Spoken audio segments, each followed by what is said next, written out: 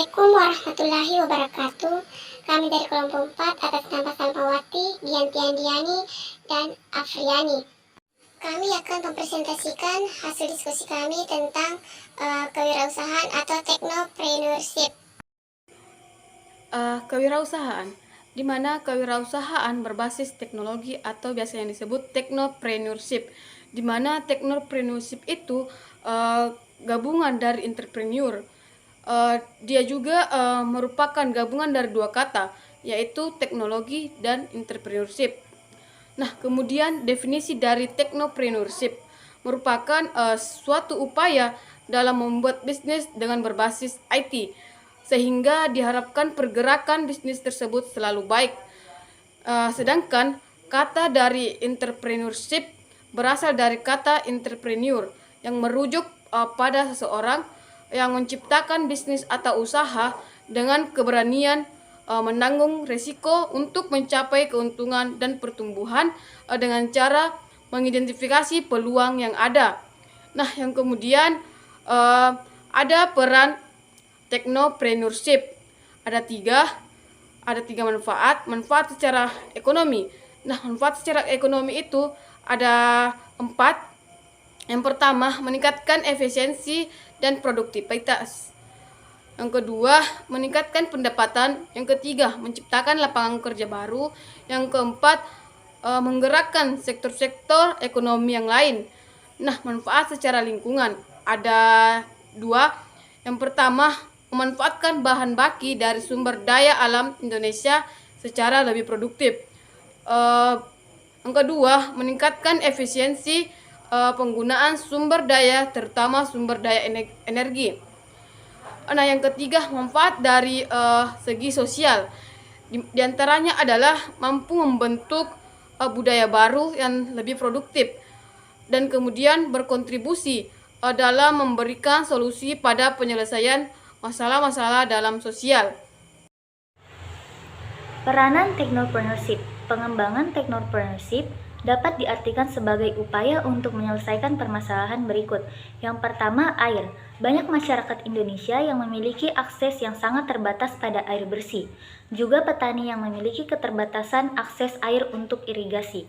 Tantangan technopreneurship masih sangat terbuka lebar untuk memberikan solusi teknologi pengadaan air bersih dan efisiensi irigasi. Energi. Lapisan masyarakat terbawah di Indonesia saat ini sudah merasakan kesulitan yang luar biasa untuk mendapatkan sumber energi baik untuk kegiatan konsumtif maupun produktif. Tantangan yang besar saat ini untuk menghasilkan teknologi energi alternatif yang terbarukan, ramah lingkungan, yang terjangkau, efisien, dan berkelanjutan. Yang ketiga, kesehatan. Akses pada fasilitas kesehatan yang memadai serta biaya kesehatan yang mahal masih menjadi masalah utama masyarakat miskin Indonesia. Oleh karena itu, sangat diperlukan alternatif, metode pengobatan dan peningkatan kesehatan yang aman dan terjangkau, teknologi pengobatan atau pencegahan terhadap penyakit spesifik lokal, serta obat-obatan alternatif yang terjangkau. Yang keempat, pertanian. Masih sangat banyak masalah di sektor pertanian Indonesia yang umumnya dihuni oleh kelompok petani miskin. Beragam teknologi dalam bidang pertanian, perikanan, dan peternakan rakyat masih sangat dibutuhkan untuk meningkatkan produktivitas dan nilai tambah pertanian kita. Yang kelima, keanekaragaman hayati. Indonesia memiliki keanekaragaman hayati. Indonesia memiliki kekayaan alam dan keanekaragaman hayati nomor 2 di dunia. Namun pemanfaatannya saat ini belum banyak memberikan manfaat sosial yang besar. Beragam sentuhan teknologi diperlukan, misalnya penggunaan keanekaragaman hayati untuk biomedicine dan untuk produk makanan. Inspirasi wirausaha sukses. Dalam berwirausaha memang harus diperlukan niat secara ketekunan. Untuk menjadi seorang wirausaha yang sukses, menurut Murphy dan Peck tahun 1980 terdapat 8 anak tangga untuk mencapai puncak karir. 8 anak tangga ini dapat juga ditafsirkan sebagai jalan menuju wirausaha sukses. Berikut uraian 8 anak tangga untuk mencapai puncak karir menurut Murphy dan Peck tahun 1980 dalam Alma tahun 2000. Pertama, mau bekerja keras. Sikap kerja keras harus dimiliki seorang wirausahawan. Dalam hal ini, disiplin merupakan hal yang penting. Sebab bagaimana bisa seorang ingin bekerja keras jika disiplin tidak ia miliki? 2. Bekerja sama dengan orang lain. Seorang wirausahawan mudah bergaul sehingga disenangi oleh masyarakat. Segala sifat buruk berusaha ia hindari. Ia harus berperilaku yang menyenangkan bagi semua orang sehingga memudahkannya bekerja sama dalam mencapai keberhasilan. Yang ketiga, penampilan yang baik. Penampilan yang dimaksud pada bagian ini bukan hanya terbatas pada rupa yang elok sedari lahir, namun bagaimana seorang wirausaha fisiknya dengan baik sehingga meninggalkan kesan profesional dalam pekerjaannya.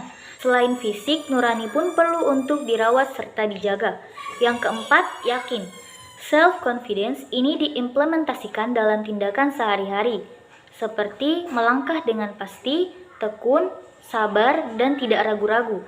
Seorang calon wirausaha sukses harus memiliki keyakinan dalam dirinya bahwa ia akan menjadi wirausaha yang sukses. Selanjutnya, inspirasi wirausaha sukses. Yang kelima, pandai membuat keputusan. Jika seorang wirausahawan dihadapkan pada sebuah pilihan, maka sebagai calon wirausahawan sukses, Anda harus berani dalam mengambil keputusan. Yang keenam, mau menambah ilmu pengetahuan. Pendidikan college dalam bentuk diploma akan sangat membantu seseorang menemukan dan mengembangkan jiwa serta operasional usaha. Salah.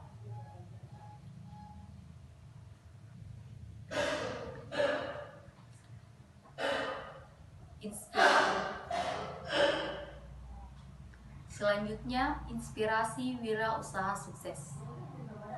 Yang kelima, pandai membuat keputusan. Jika seorang wirausahawan dihadapkan pada sebuah pilihan, maka sebagai calon wirausahawan sukses, Anda harus berani dalam mengambil keputusan. Yang keenam, mau menambah ilmu pengetahuan. Pendidikan college dalam bentuk diploma akan sangat membantu seseorang menemukan dan mengembangkan jiwa serta operasional wirausaha. Yang ketujuh, ambisi untuk maju. Seorang wirausaha sukses selalu bersemangat dalam merintis usahanya. Ia ingin terus berjuang dan maju, melihat ke depan dan meraih apa yang ia inginkan. Yang kedelapan, pandai berkomunikasi. Artinya, pandai mengorganisasi buah pikiran ke dalam bentuk ucapan-ucapan yang jelas, menggunakan tutur kata yang enak didengar, dan mampu menarik perhatian orang lain. Selanjutnya, kisah inspiratif Hairul Tanjung, si anak singkong. Hairul Tanjung, anak dari pasangan Halimah dan Abdul Ghaffar Tanjung, yang saat itu berprofesi sebagai seorang wartawan masa Orde Lama yang menerbitkan surat kabar Barokah Minim. Dilahirkan pada tanggal 16 Juni 1962 di Sibolga dari kondisi kalangan menengah ke bawah. Ia bersama orang tua dan keenam saudaranya terpaksa menjual rumah mereka dan pindah ke kamar losmen yang sempit. Jenjang pendidikan ia tempuh sampai tamat, mulai dari SD dan SMP Vanlit Jakarta pada tahun 1975, SMA Negeri 1 Budi Utomo pada 1981, dan berhasil lulus dari Fakultas Kedokteran Gigi Universitas Indonesia pada tahun 1987. Tidak sampai di situ, ia pun berhasil mengambil gelar MBA-nya dari Eksekutif Institut Pendidikan dan Pembinaan Manajemen atau IPPM pada tahun 1993. Demi membiayai kebutuhan kuliahnya, ia pun berdagang buku-buku kuliah, fotokopi, hingga jasa pembuatan kaos. Ia juga pernah mendirikan sebuah peralatan kedokteran dan laboratorium di Jakarta Pusat, walaupun pada akhirnya mengalami kebangkrutan. Setelah lulus kuliah, Hairul Tanjung bersama dengan ketiga rekannya memulai sebuah bisnis pembuatan sepatu anak-anak ekspor yang diberi nama PT Pariarti Sindutama. Modal awalnya sebesar 150 juta rupiah yang dipinjam dari Bank Exim dapat menghasilkan 160.000 pasang sepatu dari Italia. Bisnis bersama ini nyatanya berhasil maju pesat. Namun sangat disayangkan, kerjasama mereka mendapat jalan buntu karena perbedaan visi dalam hal ekspansi usaha. Sosoknya yang mau berkawan dengan siapapun, bahkan dengan petugas pengantar surat, membuat perkembangan usahanya semakin lancar. Relasi dibangun dengan berbagai perusahaan, baik yang sudah ternama bahkan yang tidak terkenal sekalipun. Ia mengarahkan bisnisnya ke konglomerasi atau perusahaan yang punya beragam bisnis dan memungkinkan tidak ada kaitan antara satu sama lain, dengan mereposisikan dirinya kepada 3 bisnis inti, yaitu keuangan, properti, dan multimedia. Oleh karena perkembangan bisnisnya, ia pun lebih senang mengakuisisi perusahaan dibandingkan membangun bisnis karena tidak adanya waktu untuk membangun usahanya dari nol.